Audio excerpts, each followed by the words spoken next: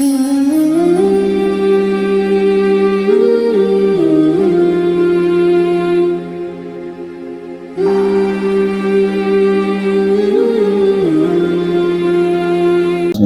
subuh dirahmati Allah.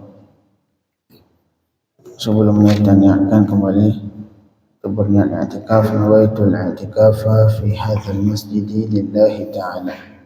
Saja aku beriktikaf dalam masjid karena Allah Subhanahu wa ta'ala.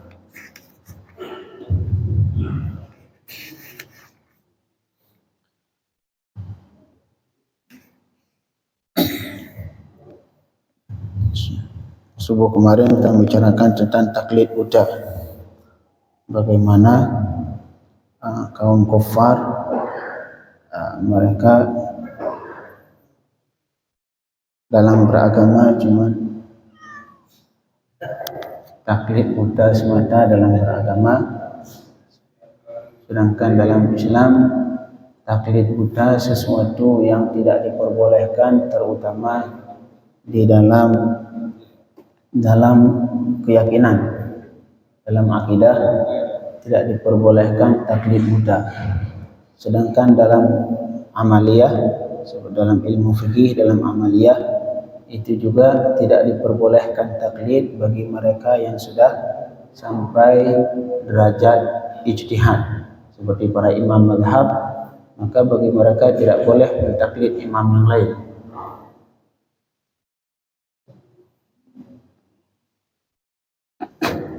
Sedangkan selain mereka, orang awam seperti kita, ini hukumnya wajib taklid, tidak boleh berijtihad sendiri, karena kita tidak memiliki keilmuan yang cukup untuk berijtihad.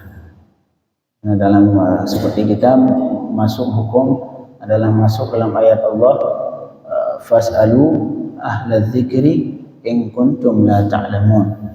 Jadi kita termasuk la ta'lamun, termasuk golongan la ta'lamun yang tidak mengetahui, yang tidak memiliki keilmuan. Maka hukum bagi kita harus bertanya, yakni bertaklid. Nah, sedangkan dalam pentauhidan ataupun dalam keyakinan, dalam akidah tidak diperbolehkan taklid. Wajib berfikir, wajib mencari dalil sehingga keyakinan kita benar-benar kuat, tidak tergoyahkan dengan apapun alasan. Beda halnya kufar, mereka beriman cuman qalu bal nattabi'u ma alfaina alaihi aba'ana. Kita cuma ikut bapak kita sudah. Seperti halnya kita kisahkan Sayyidina Ibrahim dengan kaumnya. Qala li abihi id qala li abihi wa qaumihi ma hadhihi tamathil allati antum laha aqifun. Qalu wajadna aba'ana laha abidin. Ibrahim ketika berkata kepada kaumnya, apa ini patung-patung kalian sembah ini? Kata Sayyidina Ibrahim. Kata jawaban mereka apa? Jadi kata Sayyidina Ibrahim, kenapa kalian sembah ini? Enggak hidup, la yanfa'ukum wa la yadurrukum, tidak bermanfaat, tidak mudarat. Kata mereka, qalu wajadna aba'ana laha abidin. Oh, kami dapatin kakek kita, bapak kita dulu menyembah. Nah, selesai, kita ikut ya sudah. Nah, ini tidak diperbolehkan dalam Islam taklid buta seperti itu.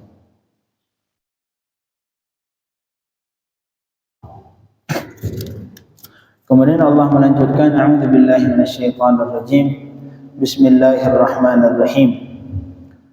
Wa mathalul ladzina kafaru kamathalil ladzi yan'iqu bima la yasma'u illa du'a'an wa nidaa'a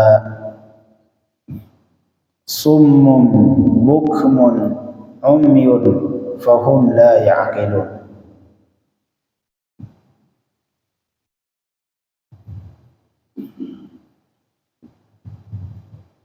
Kata Allah, wa mathalul ladzina kafaru, dan perumpamaan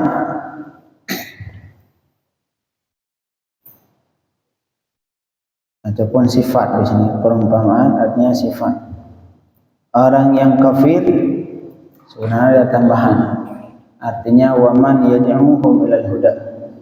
Perumpamaan orang kafir dengan orang yang mendakwahkan mereka ke jalan yang benar.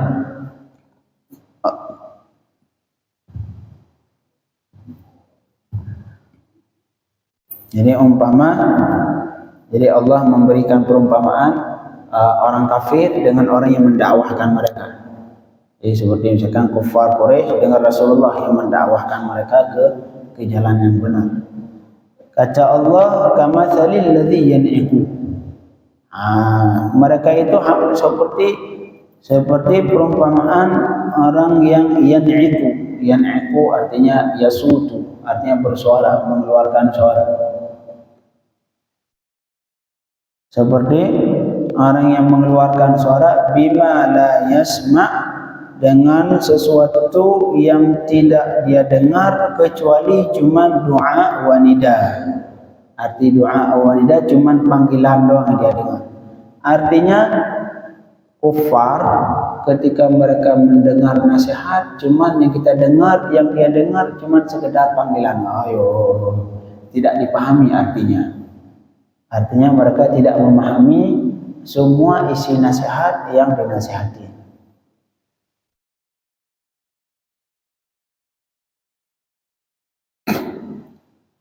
Artinya Al-Mufassir mengatakan ai sautan la yufhamu ma'na. Jadi orang kafir ketika mendengar nasihat sama persis seperti kita dengar orang lagi ngobrol, cuma kita dengar suara doang, enggak kita paham, kita enggak memahami.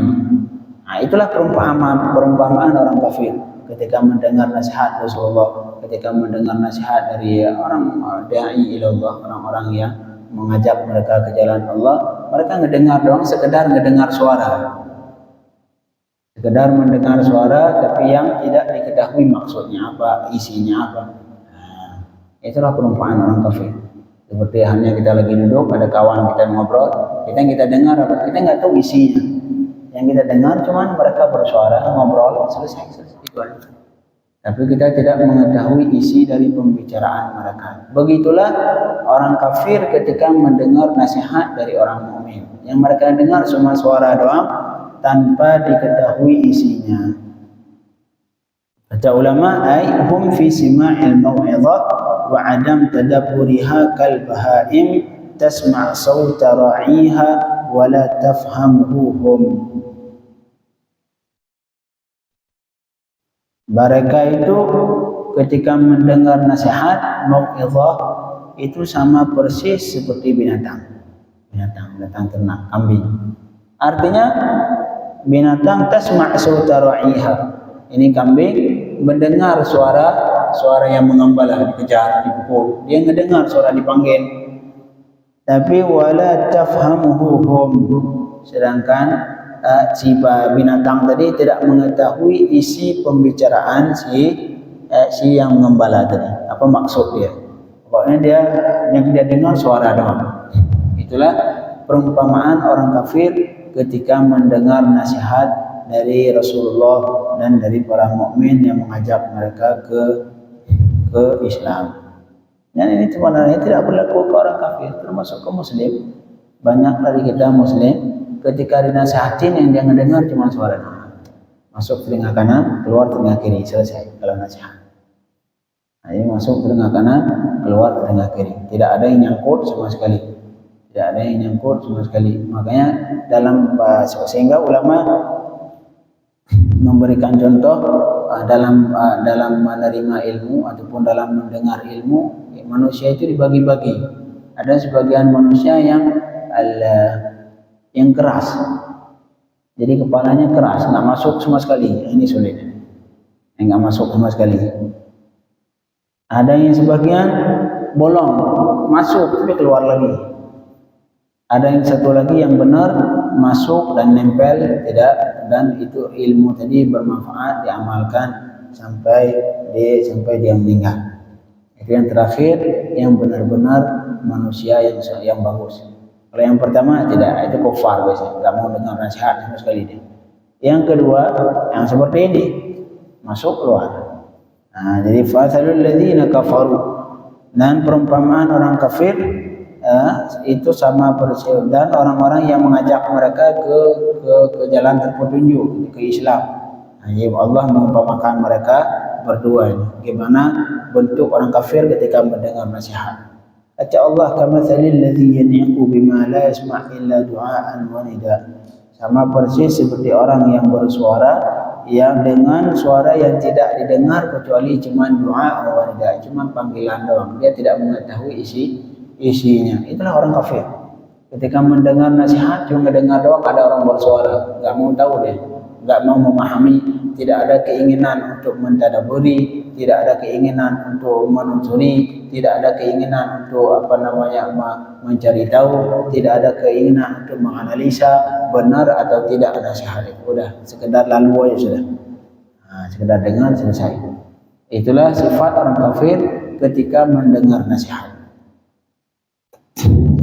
Kemudian Allah melanjutkan, summum bukmun umyun fahum la ya'qilun. Selesai. Ini sifat, kalau sudah 3 ini sudah habis. Summun,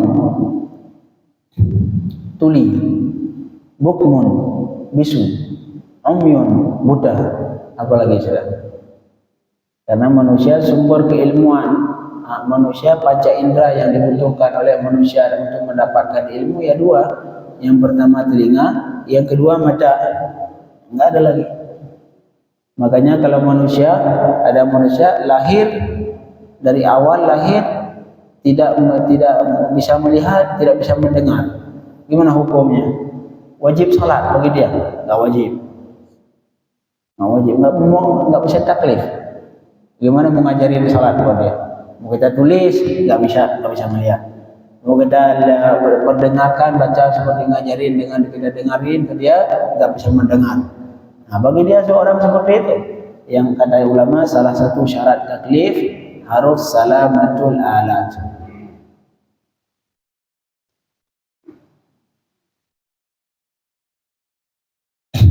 Sehingga orang yang baru dari lahir, telinga tidak aktif, mata tidak aktif, maka sudah enggak taklif. Bagi dia itu enggak dibebankan, enggak wajib salat, enggak wajib puasa. Karena enggak tahu mau taklif bagaimana dia. Mau ngasih tahu ke dia wajib salat bagaimana? Kamu itu wajib salat. Enggak ada cara. Mau kita tulis kamu wajib salat, enggak tahu, enggak bisa melihat.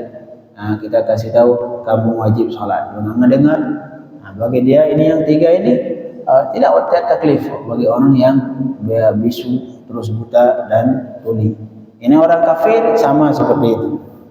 Tapi tuli yang dimiliki bisu, orang kafir itu bisu artinya bisu ma'nawi. Karena mereka kalau dilihat berbicara, bisu ma'nawi artinya mereka tidak bisa berbicara tentang kebenaran. Kemudian tuli artinya telinga mereka tidak bisa mendengar yang sesuatu yang benar yang bisa bermanfaat untuk mereka. Makanya di ayat yang lain Allah katakan, walaqad dzara'na li jahannama katsiran minal jinni wal insi lahum qulubun la ya'qiluna biha wa lahum a'yunun la yubsiruna biha wa lahum adhanun la yasma'una biha bal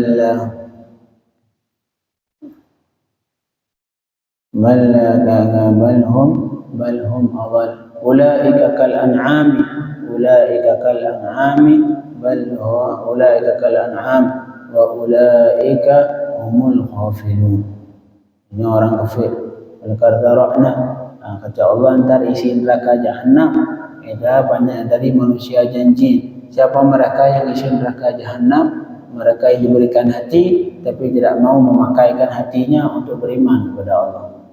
Dan dia tidak pernah berfikir, tidak pernah ingin mencari tahu dengan hati dan akal yang diberikan oleh Allah Subhanahu wa taala. Walahum a'yunun, Allah berikan mata untuk mereka, tapi la yubsiruna biha, mereka tidak pernah memakai mata itu untuk beriman kepada Allah, tidak bisa melihat, artinya tidak bisa melihat kebenaran. Kemudian walahum adhanun, dan Allah berikan telinga, la yasma'una biha, yang mereka tidak pernah mau melihat, mau mendengar dengan telinga itu. Artinya tidak mau mendengar, tidak mau mendengar kebenaran. Sehingga mereka Allah katakan summun bukmun umyun fahum la ya'qilun. Mereka itu adalah summun, mereka itu orang yang tuli, summun, tuli dan bisu. kemudian umyun buta, fahum la ya'qilun, maka mereka tidak pernah mau berfikir, mau bertafakur tentang mau'izah yang didengarnya. Maka bagi mereka mau'izah sekedar lewat, dengerin khutbah hari Jumat lewat, masuk masjid, keluar masjid tidak ada efek sama sekali. Nah, ini orang seperti kita kalau misalkan termasuk seperti ini, khawatir, harus kita khawatirkan terhadap diri kita sendiri. Apabila dengar nasihat sekedar lewat, tidak pernah bermanfaat sama sekali, tidak ada nasihat yang kita ngambil manfaat sama sekali. Nah, itu dikhawatirkan hati kita, telinga kita, mata kita seperti orang ini, summun bukmun umyun fahum la ya'qilun. Karena kalau sudah dikunci hati oleh Allah, yang di awal Al-Baqarah pada awalnya, khatamallahu ala qulubihim wa ala sam'ihim wa ala absarihim ghisyawatun wa lahum adzabun alim. Selesai sudah. Kalau ini sudah dikunci, khatamallahu ala qulubihim, hati sudah dikunci, enggak mungkin menerima kebenaran lagi. Yang kemudian wa ala absarihim, khatamallahu ala qulubihim wa ala sam'ihim, pendengaran mereka dikunci oleh Allah. Enggak masuk lagi sudah. Jadi ngedengar nasihat seperti tadi, kayak ngedengar suara doang, sekedar ngedengar suara, tidak mau tahu isinya. Wa ala sam'ihim, kemudian wa ala absarihim ghisyawah, di mata mereka itu ada tutupan, tidak pernah lagi bisa melihat kebenaran. Nah, orang kalau sudah seperti itu, kalau sudah tidak lagi nasihat, tidak lagi berfungsi, harus ada sedikit kekhawatiran. Kalau sudah kita mendengar nasihat tapi tidak berefek sama sekali ke hati kita, ngedengar sekedar lewat. Ada orang meninggal masih bisa ketawa-ketawa. Sebagian kita sampai kuburan masih bisa cerita, ketawa ke TV, sempat selfie sampai kuburan. Alhamdulillah, sampai kuburan yang dimakamkan bapak kita, yang dimakamkan saudara kita, kawan kita, masih bisa ketawa ke TV sampai kuburan, masih bisa senyum-senyum, selfie, masih tolong fotoin saya dong, tolong seperti. Nah itu kalau sudah seperti itu harus ada sedikit kekhawatiran tentang hati kita, apakah sudah dikunci atau belum. Karena salah satu bentuk hati kita sudah dikunci, mata sudah dikunci, telinga sudah dikunci oleh Allah, itulah yang seperti ini. Ketika mendengar nasihat, menganggap nasihat sekedar suara lewat. Sekedar suara lewat. Nggak pernah kita ngambil manfaat dari situ. Cek. Jadi harus saat itu kalau kita bisa merasakan apakah hati kita seperti itu ketika giliran, apalagi di HP kita scroll itu di YouTube atau giliran nasihat sih lewat, giliran ceramah lewat langsung, giliran yang lain baru ditahan, didengar, giliran ceramah turun lagi, ceramah lewat lagi. Nah, giliran ceramah kayaknya bagi kita itu berat. Kalau ceramah itu bagi kita, ya Allah, seolah-olah mendengar sesuatu yang tidak senang di hati, sesuatu yang membuat kita nggak nyaman. Nah, nasihat. Apalagi nasihat yang masalah perbuatan yang sering kita lakukan. Misalkan kita sering melakukan riba, nasihat masalah riba, udah cepat langsung lewat, nggak perlu, jangan dengar. Ataupun masalah kita sering misalkan melakukan sesuatu riba, kita sering bicarakan orang lain. Nah, giliran mendengar masalah riba, berat di telinga. Nah, telinga kita berat untuk menerima nasihat. Malahan kata ulama, nasihat yang paling bermanfaat untukmu adalah nasihat yang paling berat ketika kau dengar. Giliran kita dengar ini nasihat yang paling menyakiti hati, itulah nasihat yang paling bagus. Karena obat yang paling bermanfaat kata ulama adalah obat yang paling pahit. Nah, obat semakin pahit, obat malaria misalkan, itu kalau obat harus pahit baru benar-benar bermanfaat. Tapi kalau obat kencing manis diminum gula, itu bukan obat, penyakit tambah. Maka semakin nasihat sama seperti obat, nasihat ibarat obat. Apabila nasihat semakin berat hati kita untuk menerima ketika mendengarnya, maka yakini bahwa itu nasihat yang paling berguna. Nasihat yang paling berguna, yang jika diamalkan insya Allah sembuh.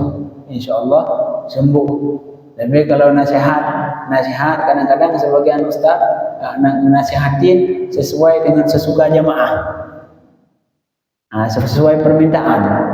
Masa dari ini nasihat masalah sedekah ya, karena misalkan jamaah itu suka nasihat. Saat kasih ini nasihat sedekah ya, fadilah sedekah, fadilah. Oh senang dia, wah senang dengarnya. Itu bukan nasihat. Itu bukan nasihat. Tapi cari nasihat yang kita ngedengar paling sakit hati, ya itu paling bagus. Nah itu paling berguna itu nasihat. Karena itu pasti kita sakit hati, kenapa? Karena kita merasakan nasihat itu sesuatu yang kita lakukan tiap hari. Misalkan masalah riba, kita makan riba tiap hari. Kerjaan kita rentenir, pinjol misalkan. Makan riba tiap hari, bunga abang selalu kita makan. Enggak ada bunga abang yang kita makan. Giliran dinasihatin masalah riba paling berat. Besoknya nggak mau hadir lagi. Ini bermasalah. Ini dikhawatirkan. Jangan sampai kita termasuk golongan summum, bukmun, umyun, fahum la yaqilun. Orang yang hatinya keras, matanya dikunci, telinganya dikunci, mulutnya dikunci, akhirnya tidak pernah lagi bisa menerima kebenaran. Bagi dia mendengar nasihat sekedar angin lewat. Tidak lagi diambil manfaat, tidak lagi dapat bermanfaat untuk dia. Makanya sekali lagi diingat bahwa nasihat yang paling berat, nasihat yang paling bermanfaat adalah nasihat yang paling sakit hati ketika didengar. Nasihat yang paling berat untuk didengar, itulah nasihat yang paling berarti, nasihat yang paling berguna, yang jika kita amalkan, insya Allah akan bermanfaat. Sedangkan nasihat yang kita senang, misalkan kita orang yang sering bangun malam, paling senang giliran disebutkan, oh fadilah bangun malam seperti ini kita keluar, senang. Tapi giliran dinasihatin masalah takabur, yang kita termasuk orang takabur, oh itu pasti berat. Ingat itu yang harus kita dengar. Jadi sekali lagi, nasihat yang paling berfungsi, yang paling bermanfaat, yang paling berguna adalah nasihat yang ketika didengar paling sakit hati. Itu nasihat berguna. Sedangkan nasihat ketika didengar paling nyaman, paling enak, itu bukan nasihat. Bagi kita, mungkin bagi orang lain itu nasihat, tapi bagi kita itu bukan nasihat. Nasihat iya, tapi tidak sebermanfaat nasihat yang ketika mendengar berat. Jadi sering-sering cari majelis yang paling berat pada mendengar. Jadi jangan jangan giliran nasihat enak didengar ikut, giliran nasihat gak enak didengar besok gak mau hadir lagi. Itu berarti ada sedikit hatinya perlu dicek, hatinya perlu dicek lagi apakah kita termasuk summum bukmun umyun fahum la yaqilun atau tidak. Ini dikhawatirkan kalau sudah hati dikunci sudah nggak ada lagi. Apalagi mau diharapkan? Nggak ada lagi harapan untuk bagi orang yang ketika khatamallahu ala qulubihim, hatinya dikunci, mulutnya dikunci, telinganya dikunci, sehingga tidak lagi bisa mendengar nasihat. Melihat mayit depan mata masih bisa ketawa ketiwi, apalagi coba? Nggak ada lagi. Ada lagi nasihat yang lebih besar dan yang lebih berat daripada meninggalkan. Kawan kita samping yang dulu salat, samping saf kita saling salaman, musafah selesai salat. Hari ini meninggal, kita saksikan depan dia mayit.